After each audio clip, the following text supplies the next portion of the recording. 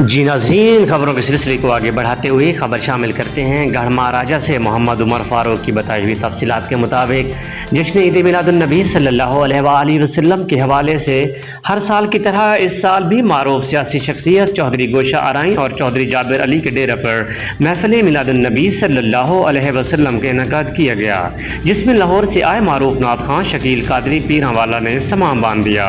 ان کے علاوہ عمران سواگی، قاری یعقوب برادران نے اپنے مخصوص انداز میں ہدیہ نعت پیش کیا۔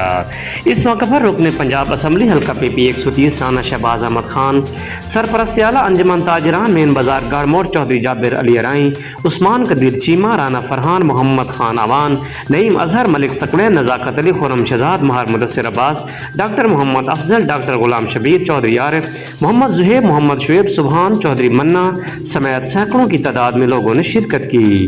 محفل کے اختتام پر لنگر کا وسیع انتظام کیا گیا۔ ونصلی ونسلم علی رسولہ الکریم، اما بعد فاعوذ باللہ من الشیطان الرجیم، بسم اللہ الرحمن الرحیم۔ لوح بھی تو قلم بھی تو تیرا وجود الکتاب، لوح بھی تو قلم بھی تو تیرا وجود الکتاب، گنبد آبگینہ رنگ تیرے محیط میں ہے باب، عالم آب خاک کو تیرے ظہور سے فروغ، ذرہ ری کو دیا تو نے طلوع آفتاب۔